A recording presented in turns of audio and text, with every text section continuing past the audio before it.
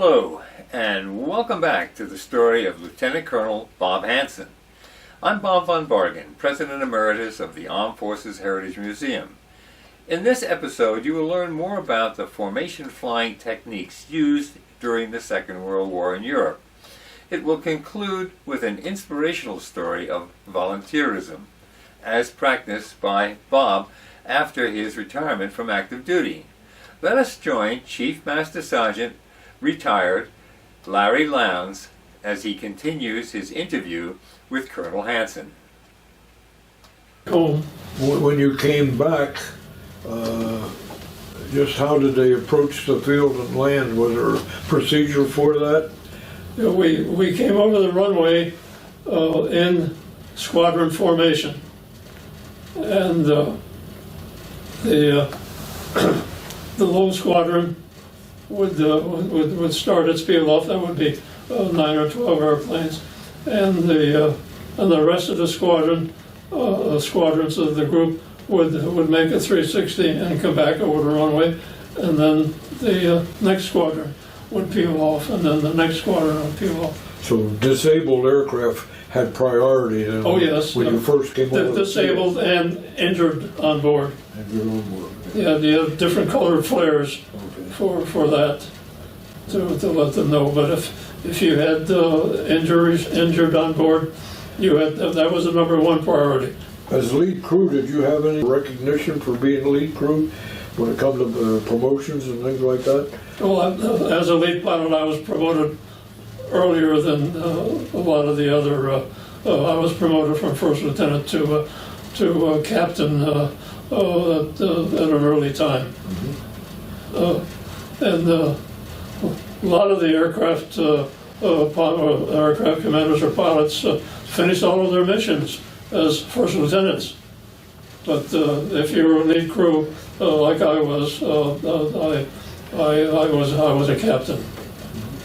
And you flew right up to the end of the cessation of hostilities? No, I did not. I flew my last mission on the 24th of December, 1944. Christmas Eve? Yes, that's right, Christmas Eve. How about that, 44? There was still a lot of fighting going on. How many missions did you have? 30. You stayed in the theater, or you returned stateside? I returned to stateside. I was back in the States within 2 weeks. Had to leave your aircraft there, or did you fly back? I didn't have an aircraft. I came back by ship.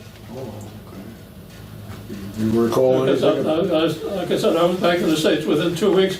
I was on board that ship within about 6 days, something like that.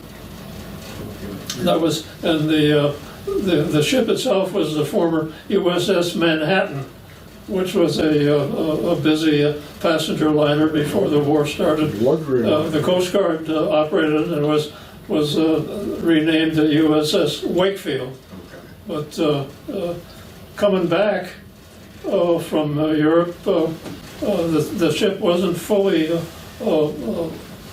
loaded at all with people. Most of the people on board the ship that I was on board were German PWs. We had about 300 or 400 of those on board. So combat ends for Captain HANSEN, and he returns to the States to train B-24 crews until the end of the war. He then goes on to a fulfilling career flying cargo and medical air evacuation missions during the Korean War, then to diverse flying positions in the Air Training Command, and finally as a C-141 pilot flying missions in support of the Vietnam War in the Military Airlift Command. But that was only the opening act for his final accomplishment in service to the nation.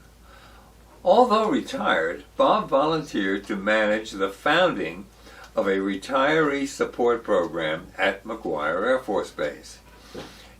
A success story that has been duplicated at every Air Force base today. Let's listen as Chief Lowndes discusses this with Colonel HANSEN.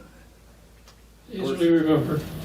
When you consider all that you've done since then, after retirement, you basically established a retiree community here.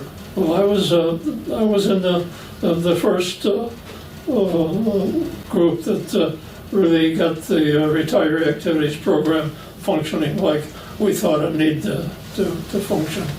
The retiree activities program started out initially at the Air Force Personnel Center as a desk in the personnel section. I felt that there needed to be more attention paid to the retired community, and I had commanders that felt the same way, and we got the retiree activities volunteer program on the road and manned the offices and helped the active duty people take care of the needs of the retired community. You've been doing that for 38 years. Yes, that's right.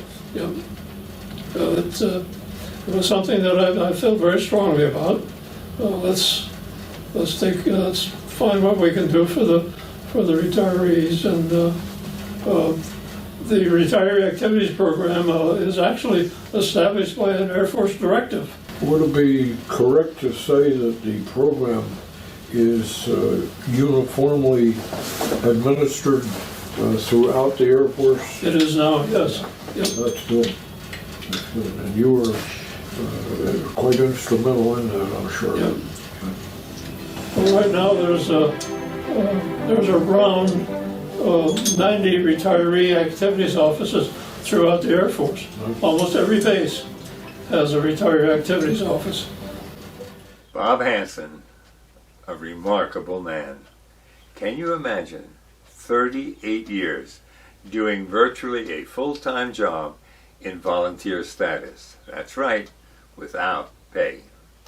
Bob built a concept into a full-time support function servicing the needs of veterans in southern New Jersey. He planned, managed, and supervised an all-volunteer team that continues to counsel and educate veterans today. He facilitated a retiree support day that met on the last Saturday of April of every year. It was a big event. Robert W. HANSEN, Lieutenant Colonel, retired, by any standard, a most impressive man. In the next Armed Forces Heritage Museum serial, we will jump forward 25 years to the Vietnam War.